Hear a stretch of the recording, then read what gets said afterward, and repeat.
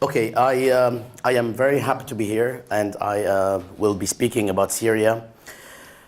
There are too many problems with speaking about Syria, especially given the ongoing calamity of great proportions there, which makes it very difficult to speak about Syria with a cold, analytical approach.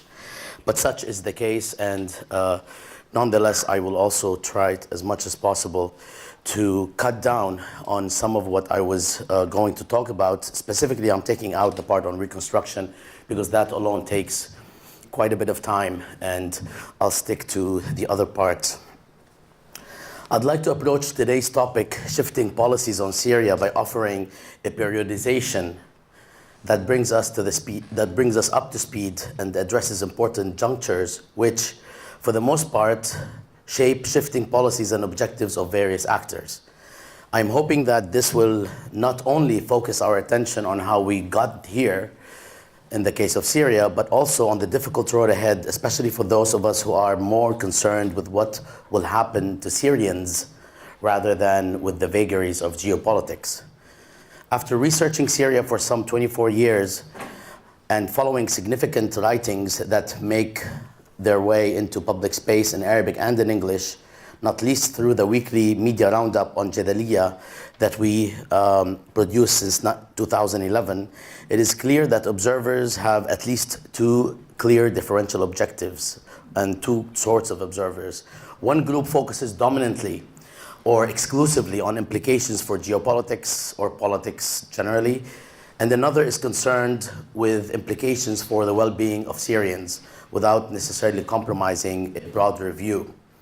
I actually try to straddle both, but never lose sight of the importance of what is going on in Syria regarding Syrians themselves, because we often, and many of us often do, and probably unintentionally.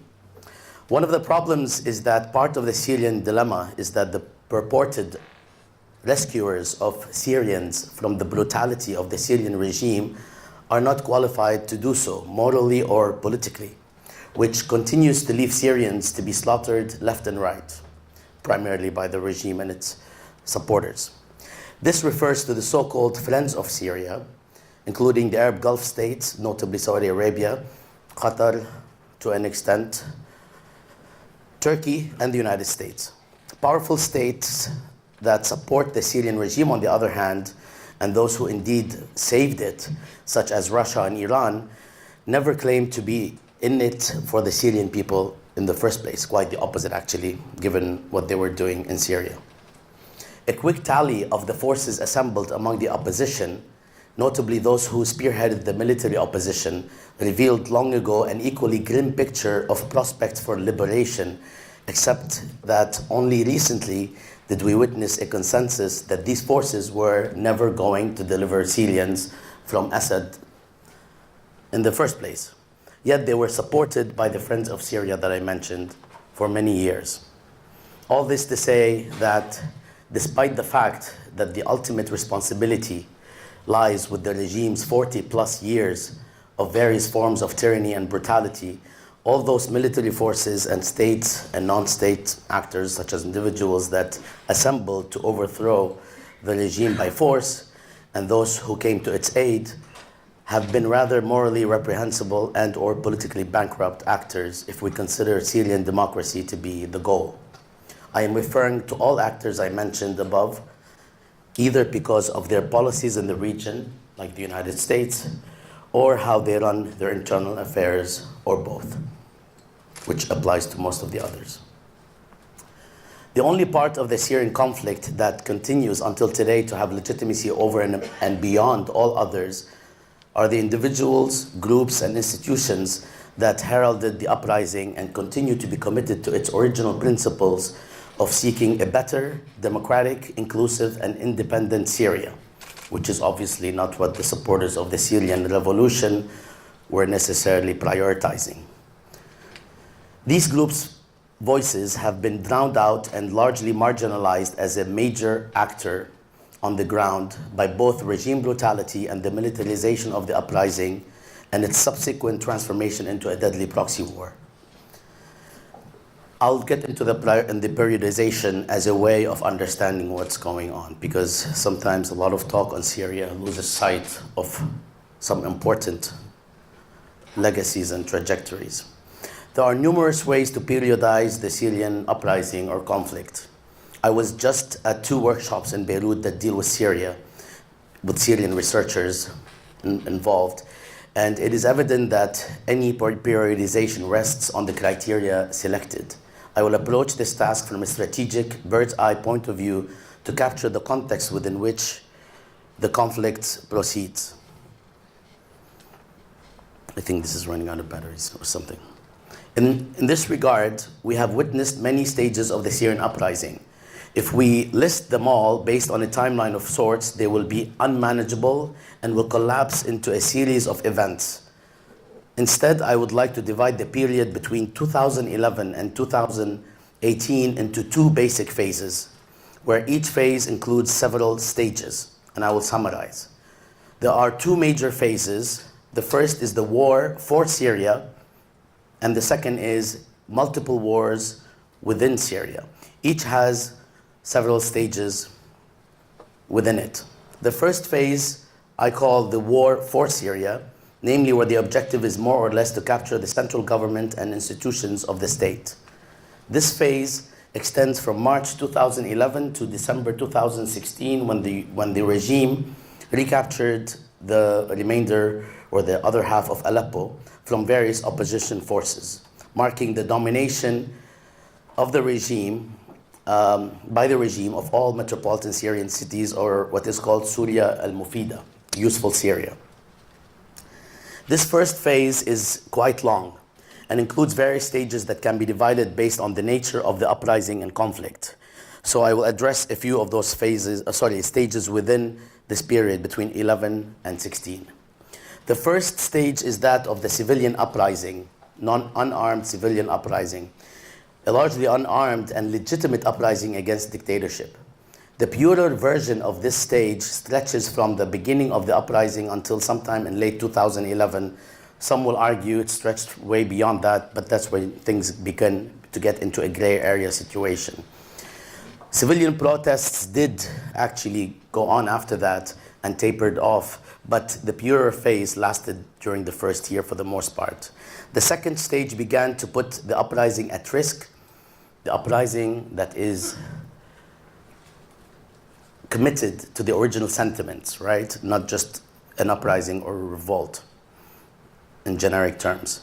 The second stage began to put the uprising at risk starting in late 2011 and extending to the end of the first phase, and first phase in 2016.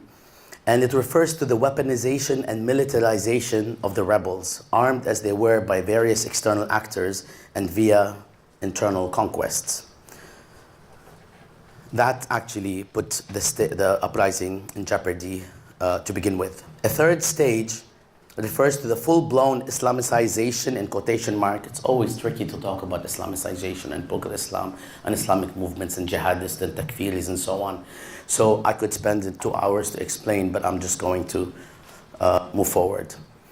The third stage refers to the full-blown Islamicization of the uprising before and especially after mid-2013, which was rather detrimental to the uprising, both because of the content of some of the group's message and action, and also because of the opportunity it gave the regime to materialize its self-fulfilled prophecy as to who is revolting and for what purpose and backed by whom.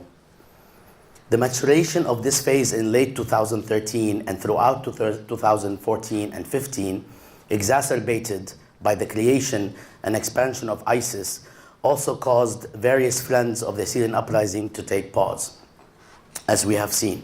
And of course, later or recently, started fighting among one another as to who actually radicalized and militarized and Islamicized the Syrian uprising. And I'm referring to Qatar and Saudi Arabia. Proxy war on all sides basically was the fourth stage, which ended in late 2016 within the first phase, but continued somewhat after. This proxy war, starting in 2013, even though you could say it started earlier, but the full force was in 2013 and beyond, involved regional and international state and non-state actors whose objective was to use the Syrian conflict to redraw the political map of the region and or to shore up their position on the local, regional, or world stage. This stage ends the first phase of the Syrian uprising, where the express objective of capturing the central Syrian state was either no longer viable or no longer immediate. That is the end of the first phase. The second phase is titled, or I title it, Multiple Wars Within Syria or in Syria, as opposed to Wars for Syria. The second phase starts directly after the Aleppo battle in 2016 and continues until the current moment. It is marked by multiple wars that are occurring inside Syria for various purposes. I will address the most dominant. First, degrading ISIS. And yes, I'm beginning to use CIA language. I don't know why. I just realized. Transforming ISIS from a wealthy territorial caliphate to a roaming insurgency with a limited but considerable capacity to generate income and move weaponry and human capital. Basically, that is one of the outcomes. After ISIS had been sufficiently degraded, attention was actually turned to other matters that may fall under the banner of old business. And of course, there still remains a sliver of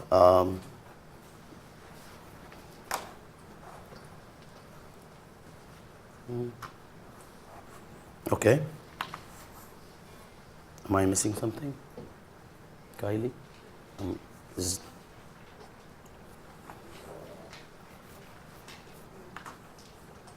Can I just pull up the map?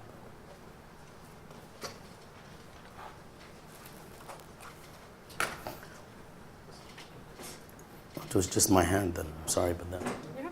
So there is a sliver of land here that is still connected to and run by ISIS, but that shouldn't take very long to change. So that is the first internal war in phase 2.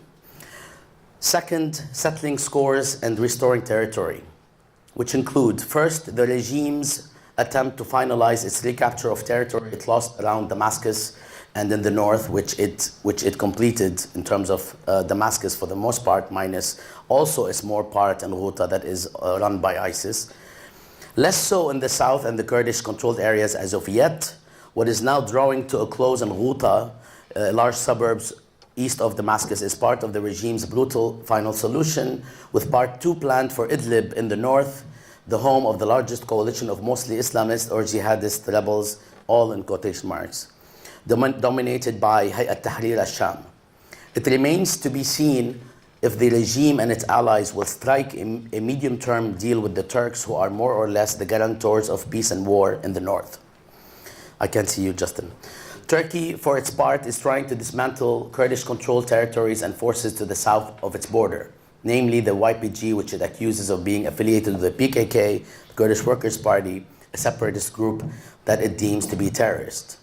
Its attack on and capture of the border city of Afrin is a reminder of the ability of the Kurds to fight back and exact serious losses among ranks of the mighty Turkish army. It is also a reminder of the resolve of the Turks to secure its southern border, but digging deep into Syrian territory.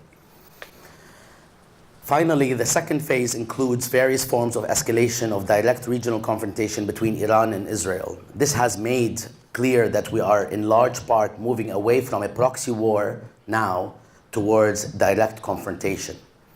There are other less prominent wars that are latent and less significant, and I will not discuss them in this discussion of second phase. Since I don't have much time, I will conclude by asking a question. Why do we have a transformation from a proxy war to a mix of proxy and direct war? And I learned from speaking at an average of twice a week, that if you say, I will conclude, and you still have half of your paper, somehow psychologically the powers that be let you finish.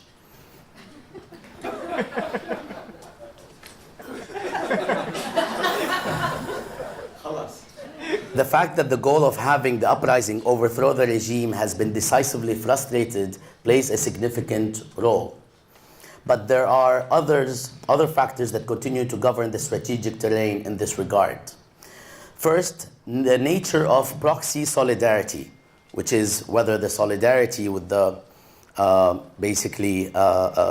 proxy is strategic or organic / existential.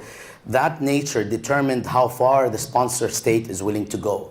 Regime supporters saw the conflict, regime supporters like Russia and Iran, Hezbollah, saw the conflict in organic and existential terms and were thus willing to go either farther or all the way in supporting it. On the other hand, the opposition's supporters, the United States, Turkey, Saudi Arabia, Qatar for the most part, saw the conflict in strategic terms and were always going to fall short in terms of what they can offer, minus like an unforeseen event. What they are willing to fall short in terms of what they can offer, what they're willing to do, and how far they can go in terms of escalation. The match and mismatch in ideology between the recipient sponsor parties constrained the type and duration of support.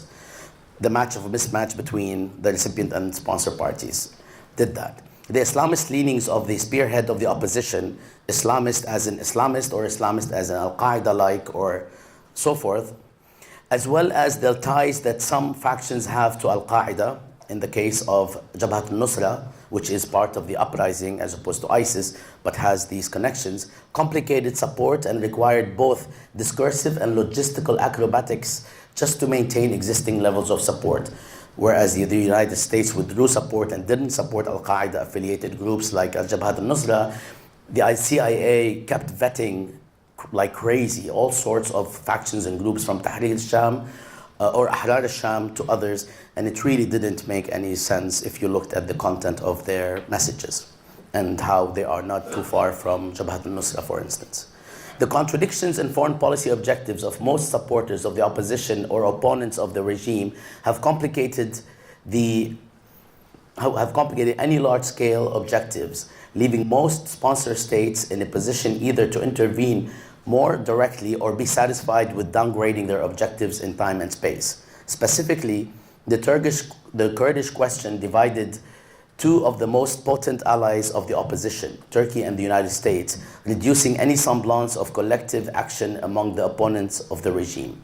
Finally, the direct involvement of Russia, Hezbollah, various military factions from Iraq, and to an extent from Afghanistan, and less so Iran, has bolstered the regime's military standing and left all other parties in a defensive position. The sum total of these factors have compelled a more direct involvement by Turkey, the United States, and increasingly Israel, creating a new phase in the Syrian war, one that is more amenable to unpredictable outcomes, especially as the rate and scale of direct confrontation increases.